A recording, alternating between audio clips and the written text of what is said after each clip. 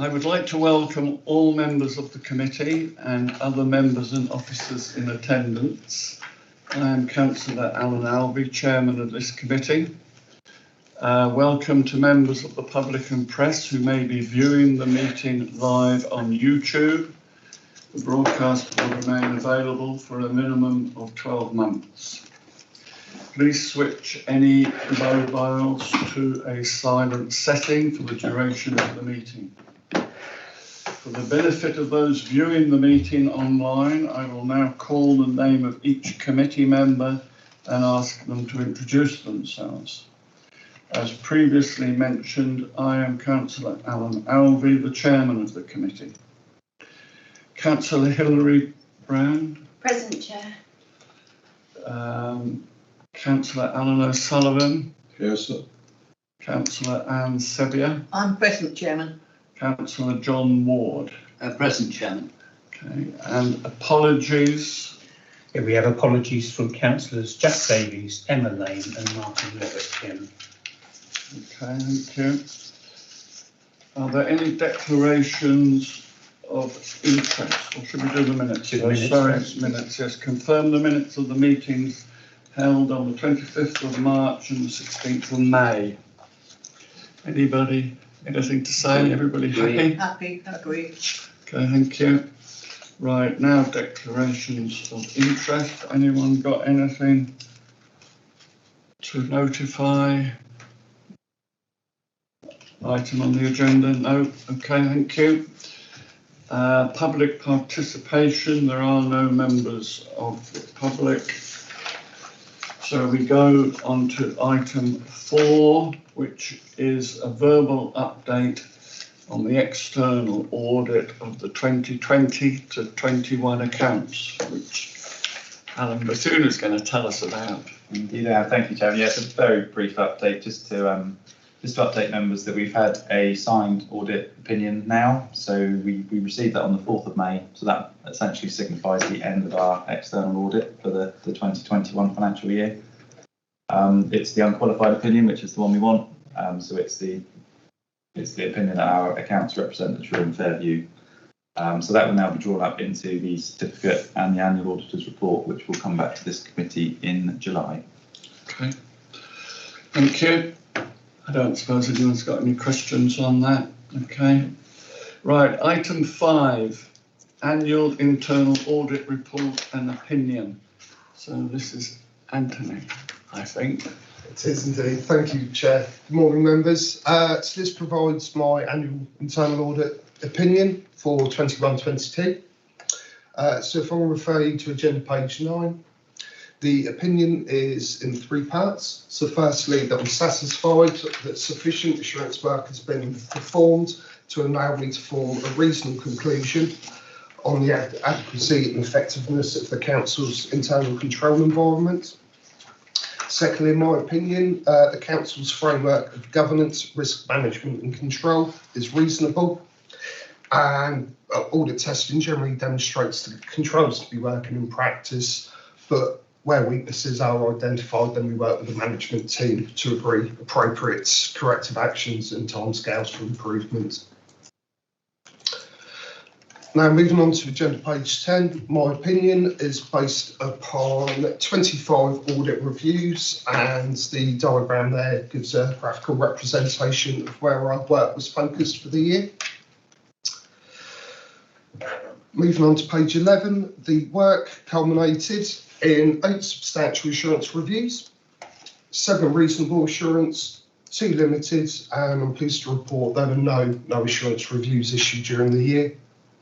There were 6 areas that didn't necessarily culminate in an audit opinion, but still contributes to the work. So things like sort of grant certifications where we just required to confirm that the money's been used as was intended, or where we provided advice.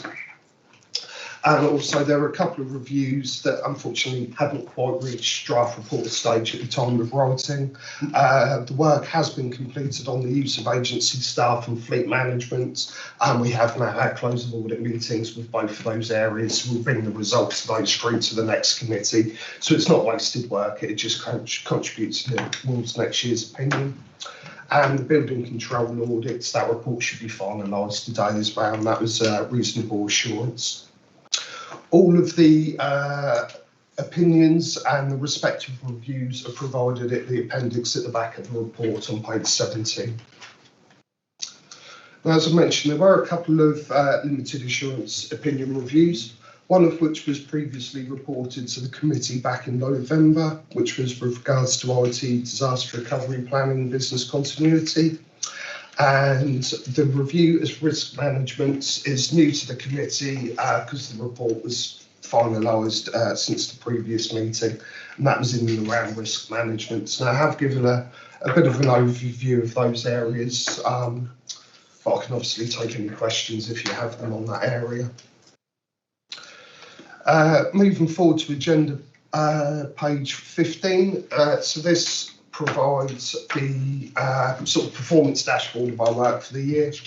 So we were 92% delivered through to draft report stage, unfortunately with two reviews outstanding. If one of those had been issued as a report, we'd have been at 96%. You may remember we recently issued the survey, which went to elected members of the senior management team, and also officers who had been audited within the previous sort of 12 to 18 months. And we're pleased to note that there was both a 99% positive response rate across the partnership of the whole, and we do break it down by individual partners, and that does apply to New Forest as well. And that's up from 98%, which was last year. And we were fully compliant with all of the standards. So the final thing for me just to note is that obviously audit is impossible without obviously the cooperation of officers, and so thanks to all who've obviously contributed towards the delivery of the audit plan for the year. So I'll pause there, Chairman, and happy to take any questions. Councillor Brown. Yeah, with the disaster recovery business continuity planning, do they go down to a step-by-step action? So what you do every blow account that anybody could pick up and move? Yeah, so with that, so Paul, our new ICT manager, he presented his disaster ICT recovery plan to ENT around about 6 weeks ago. It's an extremely detailed document at very granular level in terms of step-by-step processes, in terms of defining individuals in roles. So yeah, it's a really detailed piece of work. Does it go right down to if this system fails, you press this button, you do this, you do that, you move files to here, you change that firewall, you do this. Yeah, they have a lot of those processes, procedures in the background, not necessarily saying it's part of the core document, but they have that in the background, if you like. So if a particular server does go down, they know exactly what to do in terms of taking it down, bringing it back up, etc. And that's all tested? It's all tested, yeah. So they've completed a desktop exercise. I mean, obviously these things they will regularly now test and do these desktop exercises because it's quite an important thing to do. We obviously place so much reliance now on ICT that any downtime is not ideal. Hence why it's such a detailed plan and backed up with the new and updated business continuity plan. Okay, thank you. Just on a follow-up to that, that will then be audited by internal audit, will it? And they will report back to this committee on what they find. Yeah, absolutely. So in terms of tracking through the actions through to completion, we don't present that in the opinion because obviously it spans years. So this is just to look at the work in isolation for a whole. But in the next progress report that we bring back to committee, as always, we'll report the status of all of those actions, and with both risk management and IT business continuity and disaster recovery, we have formally got those in the plan that was agreed by the committee at the last meeting, and we'll formally report all those results back to yourselves once we've tested it. Thank you. I know the devil's in the detail. Yes. Oh, thank you. Yeah, I'm going to have a question about what on page 12 about risk management. At the end of the first paragraph, it does say, although there have been improvements in risk management, we found these were not consistent across the council. That doesn't really tell us very much. Is it just one department, or is it two departments, or is it just a method? I think a little bit more information would be helpful. Okay, Okay, so in terms of the Audit Committee work programme, we've got risk management update again due for this committee in July. So that will bring forward the updated risk management strategy as a whole. It will also bring forward the new and updated strategic risk register.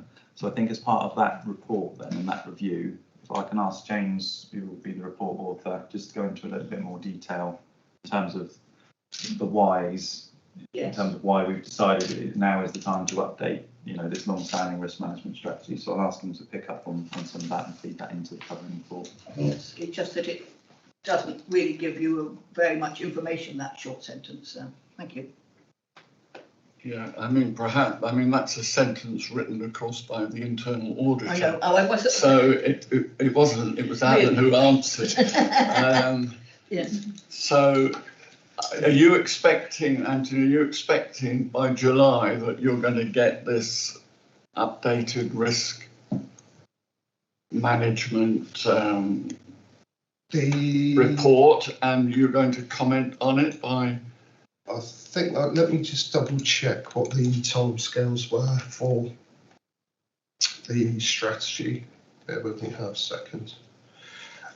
End of July, I believe that they were looking to have the strategy done with the update and some of the documentation to be updated and developed and following that. So I would have thought that our audit work would be more towards the end of the year. Okay. But yeah, I understand that there's a sort of programme of work to obviously address certain things in a certain order. So it's hoped to have the strategy agreed by July. I understand the Cabinet are now going to be receiving quarterly updates on the strategic risk register, and the NC are going to be reviewing it, obviously aligned to those sort of Cabinet meetings and more regular reports through to audit committees as well. Are you happy with? Yes, I'm happy with that. Thank you. Anyone got any other questions? Okay, thank you very much. So we move on to item 6, which we have to approve that. So recommendation to approve.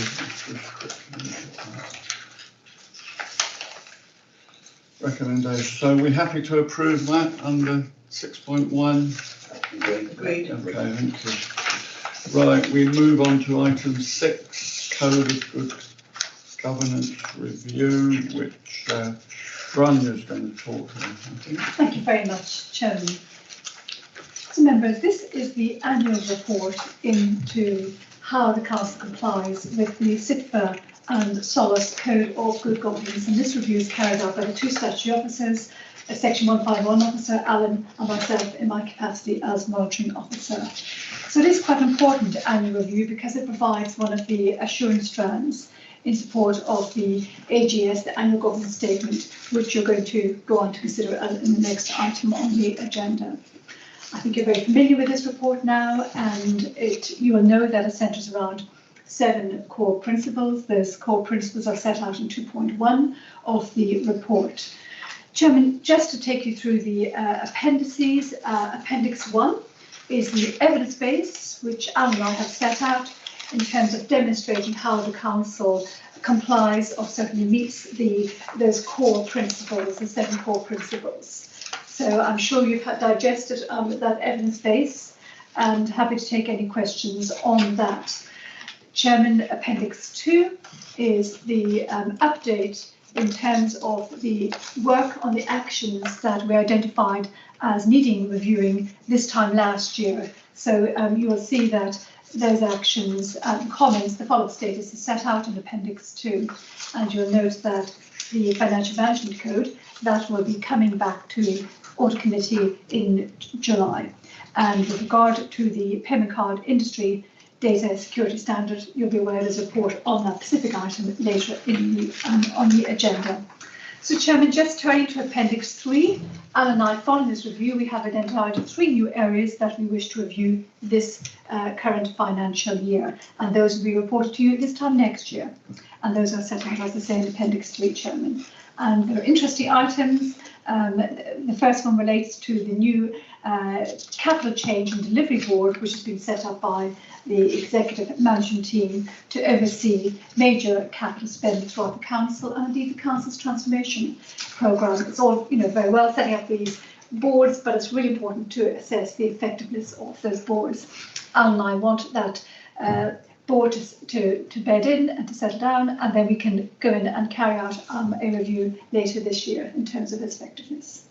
At the same time, we will also be reviewing the newly launched project management framework, which EMT have agreed, and that's for projects right across the Council to keep on review the necessity of ensuring that there has to be good governance arrangements surrounding those particular projects. And you'll see that just a bit of a technicality, the financial management code is still there until you sign that off next month. So, Chairman, I have nothing further to add, but Alan and I will be very happy to take questions. Yes, Councillor Sullivan. There's 15, this new Capital Change and Delivery Board. So where does that come in the hierarchy? Because you've got a board that goes out and buys property. There's been a letter in the paper last week saying, why are we spending £11 million at Crow Lane? We could have a load of new houses. So when does the decision get made? Okay. Yeah. Who has that top position? It's a very good question. It's essentially a subset of EMT, so this new Change and Capital Board. So it's rather than EMT meet every Tuesday, we've now split our programme basically. And one of those meetings on a monthly basis is this Capital and Change Delivery Board. So it's EMT, so it's that parameter that we work with. So very much in line with the decisions that can be made by the Council's executive management team. Right. Obviously, there is escalation up through Cabinet, Council, etc. if we start talking about sort of financial thresholds, for example. But the beauty of that new Change Delivery Board is, as well, as that it includes specific service managers. So we have our service manager for ICT, facilities, business improvement. Right. So it brings about almost the expertise in the room that you want to be having the conversations in and around delivery of capital and transformation. So, yeah, I can see where it goes then. Yeah. And Chairman, I just say that it brings appropriate oversight right at the top of the organisation from the management structure to make sure that once budgets are set, capital budgets are set as part of the budget in February, those are monitored, actively monitored throughout the year, and of course there may well be escalations up through Cabinet and full Council if necessary, depending on the pictures emerging, but it's really that necessary monitoring of the whole capital spend, and indeed, as Alan has explained, the exciting transformation agenda, which the Council will be embarking upon. Okay. It sounds a more efficient way of doing things rather than having all the EMT there every time for everything, and you can now subdivision it. Councillor Brand. Is benefits realisation one of the things that are reviewed in that board? Certainly in terms of the transformation programme, yeah, and even with the impending ICT new digital strategy, I mean, benefits realisation, yeah, very much so, because I'm quite keen that every conversation we have in and around transformation does link back in some way, shape or form to the medium-term financial plan. At the end of the day, we've got a deficit to address. The reason we're doing these things or looking at doing things in a different way is because we do need to realise efficiencies and yes, so it's very much in the focus. Thank you. There was one thing in the report that you talked about yesterday, in fact, is training for members, and it says training is available to all members. I would like to see a specific training programme, I think, put forward. I mean, obviously it can't be compulsory, but at least it wants to be a specific programme for Audit Committee members. And, not ad hoc, but a structured. And so who can I look to do that? Is that you? Yeah, I can take that away, Chairman, and we can bring something back, yeah. All I'm thinking of is you've only got probably 3 more meetings. You're thinking about we're all going to be out of a job, are we? Well, I will. Well, that's a fair point, but the trouble is, you've got to start somewhere. I thought if we have preparation, so that Yes, when I the think new that, audit yes. committee comes in, we've got a programme that's spot on Yes, for that, I and they think won't know any that's a different, good that's the point. way it will be. It's a good point. And but- it possibly needs extending for a new audit committee to the whole concept of what the audit committee Yes, does, yes. not just this small item that we're currently looking at, but the total work of the audit committee, because it's far more important than most people, including me when I first started, Yeah. realise. You know, all I thought was doing was agreeing with this gentleman across the road, and little else. But in reality, it's far more Yes, important I think than that. I think So I think it's rather more than just this thing. It's a more structured look at the work of the audit committee, including.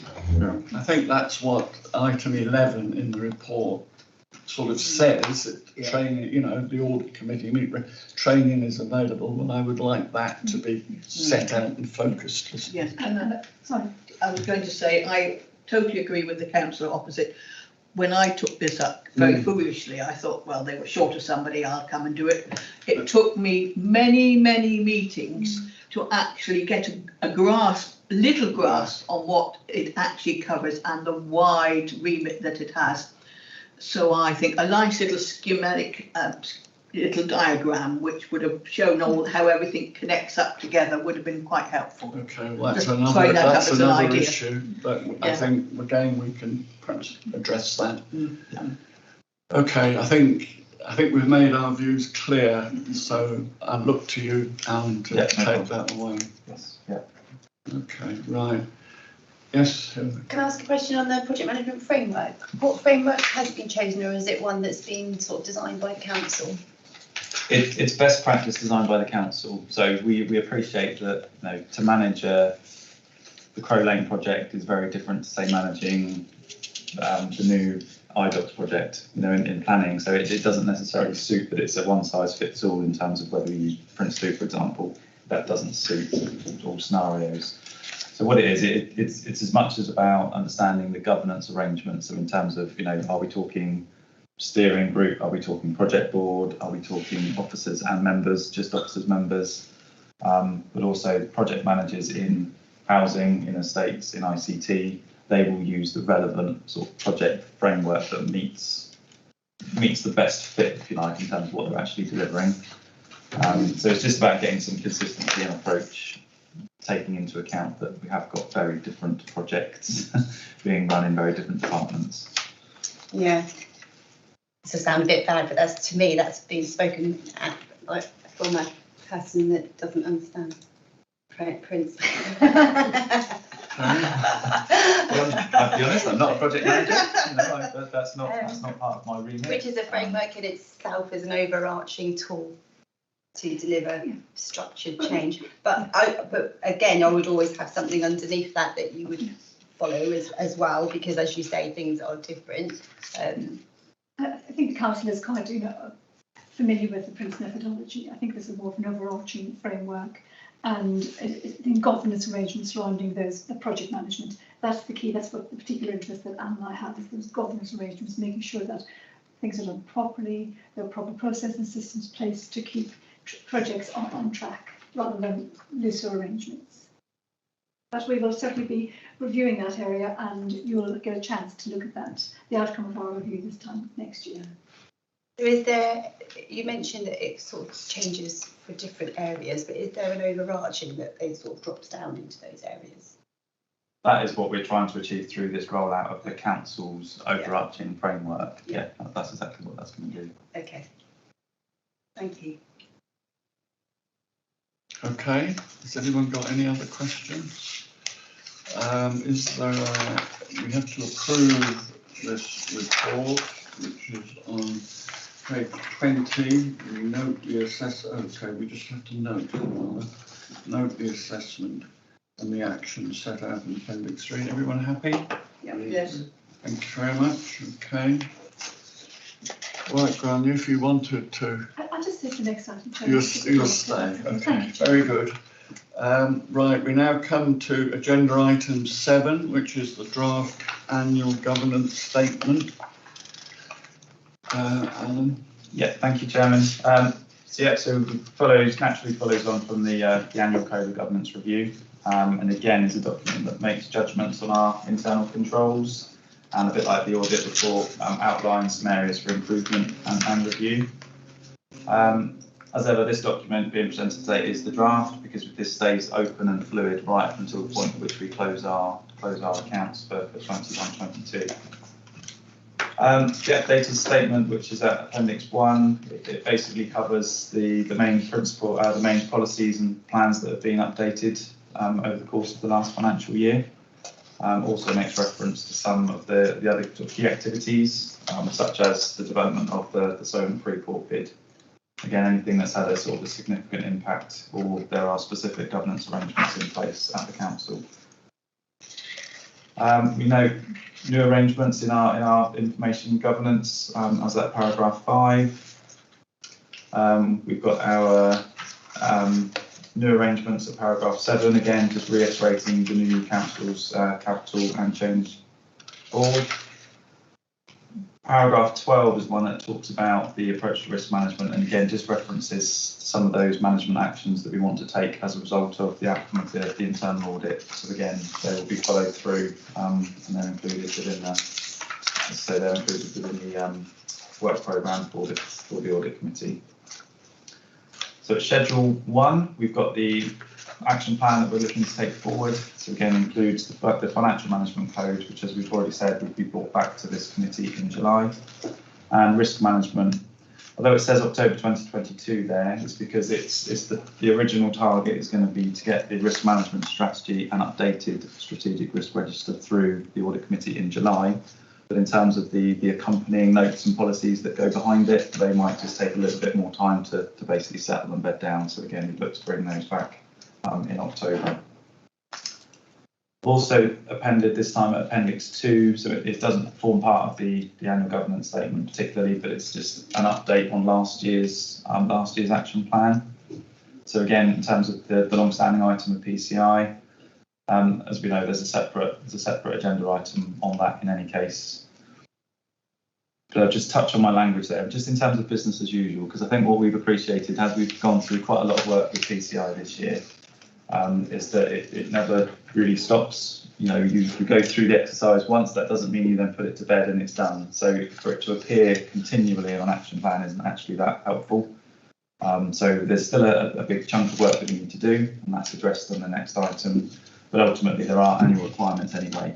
So in terms of it becoming business as usual, that's how I want to start seeing basically PCI accreditation. And as we've said, financial management code, I've done a piece of work, it just needs to go through our EMT, and obviously as a new chief executive I want to give enough time for her to really sort of get into it and comment on some of the actions that I've included there. And the item of call recording, that was reported in the final AGS of 2021, so the last time we came through this committee. So again, just wrapping that up in this report. Chairman, happy to take any particular questions. Just to clarify, this question of business as usual, that is then going to be an annual report will come. Yeah, so that I thought would be a nice natural outcome, perhaps when we get to the next paper, is that actually to have something appear annually on the work programme. Okay. So a bit like the committee receives an annual fraud report, an annual bad debts report. Yes. Yeah, it makes sense, I think, for us to have an annual PCI report on the agenda for this committee. That's useless. Business as usual then. Business as usual. Yeah. Right, has anyone got any questions on this? No? Okay, I think we have to approve, do we? Yes. Yes, the audit committee approves the draft, and are we happy to approve? Yes. Okay, thank you very much. We now come to item 8 on the agenda, which is the preparation of the draft accounts, a verbal update. Thank you. Yeah, over to me. So So first of all, apologies for getting you here on a Tuesday rather than the usual Friday. The initial intention being that today being the 31st of May, this was our original target date for completing our draft set of financial statements. Members may recall at the last committee meeting, I brought forward a paper that was the measures to improve local audit delays paper. So a nice document prepared by DLUC. And I basically took a copy and paste of this report on the website and had it appended as an audit report.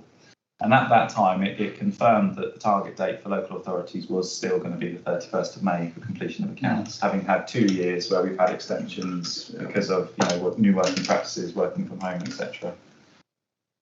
At some point, that guidance document got updated, and it was pointed out to me that why are we working towards the 31st of May, Alan? Because the guidance from DLUC now says that we can still work towards the 31st of July. So.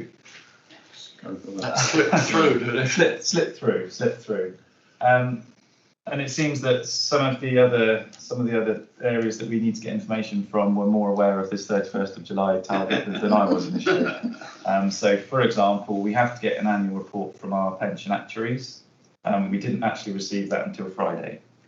So, for us to then basically take that information, absorb, post everything into the accounts in time to then get the statements presented today wasn't ever going to be possible, unfortunately. It wasn't quite on Sunday, so. It was, yeah, that's right.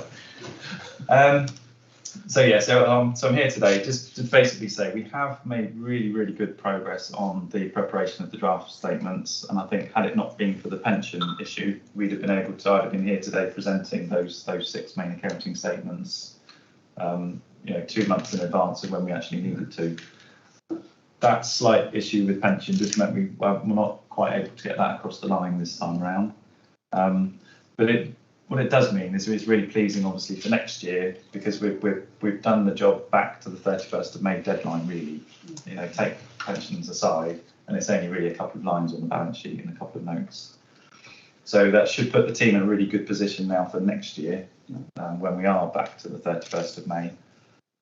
But ultimately not quite ready to prepare the draft statements for today's meeting, so they'll be added. Well, they've been added to the work programme now for July instead. Do you think the pension statement will be ready next year in time for? Well, it should be, yeah. I mean, one of the reasons this year was obviously we had the very large TUPE transfer of leisure this year from the 1st of July. So this was the first year that we had Freedom Leisure as an admitted body to the pension scheme. And we've got specific pooling arrangements with Freedom Leisure for the pension. So as much as the actuary were involved in that process at the time, I think it kind of caught them by surprise a little bit at year end that, we've got to think about this. And so, they were sort of sending us questions, the day or two before they were supposed to have sent us our report, which is the middle of May, because I think it just sort of crept up on them a little bit. But very much next year. I mean, we'll know that the target is the 31st of May, so we'll be firm on the date that we need the information. And in terms of the other, the overall picture, I mean, the fact that it's going back to the end of July that's not a problem from an accounting or legal. No, it doesn't impact anything. I mean, that's the new target deadline that we have to have our accounts published on the website as draft. So we will meet that. That's the only obligation, really. There's nothing else that. Okay. I mean, other than it's nice to actually get it done, rather than have it sort of linger. So the team they're still going to finish it now.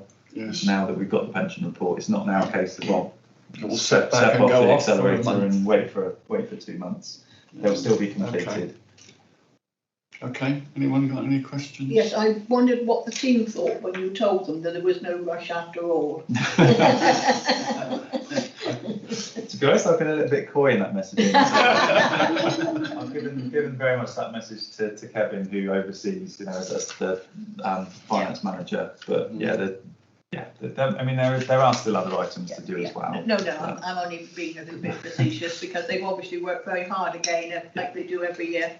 Absolutely. And we're very pleased with that. I think it's great. Okay, thank you. So we go on to item 9, which is this dreaded credit card. I won't use the words perhaps, but anyway, so I think we're going to get a report from Naomi. Thank you, Chairman. So we've been working hard towards PCI compliance at NFDC, and one of the main ways that we're doing this is by de-scoping as much as possible. And what that means is using third-party software and payment services to process our card payments for us, so that the cardholder data never actually touches NFDC systems, and that reduces the scope of PCI compliance for NFDC a lot. There are other areas that we need to consider for full PCI compliance, including our internal ICT security, our internal policies and procedures, training of staff, and also getting regular updates from our software providers to confirm they are themselves still PCI compliant. Unfortunately, we had an announcement from MasterCard at the beginning of this year that they are retiring their gateway service, which we use for telephone payments, automated telephone payments and e-commerce payments, and also card holder present payments, our information offices. So what that's meant is we've got a really quick turnaround to basically get a brand new system in place for taking those types of card payments with very, very little time to do that. We've got the project team that was working on PCI compliance has now moved towards a strategic review of all of our payment providers to ensure that we can get those systems in place in time for the decommissioning dates from MasterCard. We have already moved our cardholder present payments to a new software provider, and that went really well within the required timescales. When we're looking at new providers, we will ensure that they are fully PCI validated software providers on the PCI Security Council's website. I'm happy to take any questions. Okay, is anyone, can I mean, I obviously talked to you yesterday, but just very quickly, perhaps for the benefit of others, can you confirm that this MasterCard withdrawing was not because of us, it was an overall? Yeah, so MasterCard have withdrawn their gateway services nationally completely. Everybody. It's not just for an FDC, it's for absolutely everybody that they provide that service to. Okay, and the other question which other people made, there are a number of acronyms in this report that, you know, perhaps in any future report you need to explain, I think, what they are. I mean, just a couple, just which I asked again, under the payment channel, card present CP, car parking machines, you've got till payments and AIB. What is AIB? Yeah, so those two columns, the till payments are our software provider. Yes. So it's their machines that we've got installed into our parking meters, and they're the ones that deal with that side of things. And then AIB are the people in the background that handle the money and the cardholder data and moving it between the customer's bank and our bank. I mean, is that a bank in some form? They are a merchant acquirer, is their official term. They're not a bank themselves, they're just responsible for moving that money around. Okay. It is essentially their business name, it's a bit like IBM. You know, everybody knows IBM because actually they're a big player, but that's just their title, if you like. That's AIB is just their name. So okay, fair enough. Okay.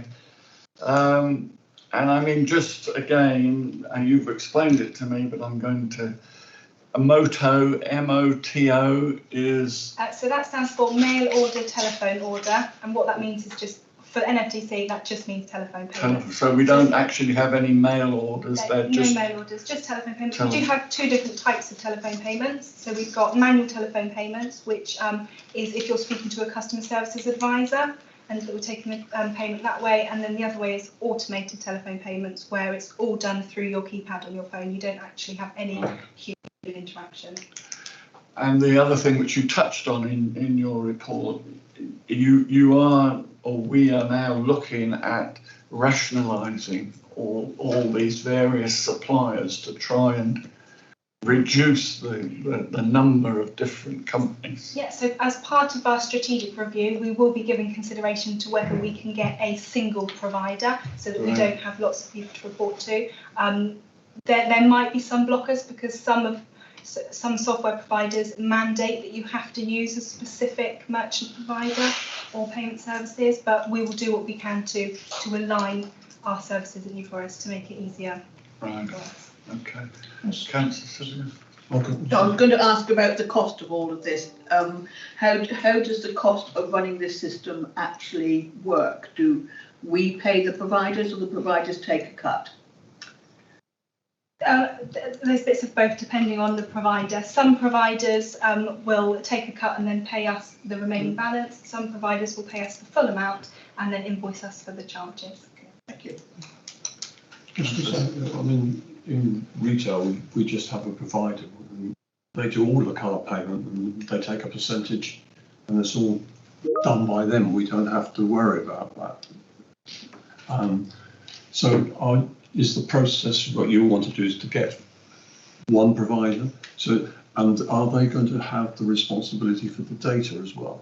Yeah, so that is what we currently do. So at the moment, MasterCard and WellPay work together to take all of our payments for us, for example. And we don't, they do all of that for us and then they just send us the money. Okay. But obviously they're withdrawn from the market, so we need to get a new provider that will do that for Okay, us. I understand what the gateway is. Yeah. Okay. You obviously last meeting had a lot of concerns over this. Are you reassured now? I think they're being looked at now, aren't they? Okay. Right, okay, good. Okay, anybody else got any questions on this? Well, thank you very much. So just to clarify, I know we talked about getting to a business as usual state, but we will get an update again. Is it on our work programme to get a further update on this when we've? Yeah, I think what we'd like to do, Chairman, again, your prerogative because your work programme, but I think at the point where we have the other annual reports come forward, yes, it would make sense to align PCI with those other annual reports. So that is in July. They're coming back to the committee in July. That obviously there's not much going to happen between now and July in terms of this, but so that would be next July. So the next cycle. July. That'll be for the new audit committee. That's right. Yeah. Okay. All right. Yes.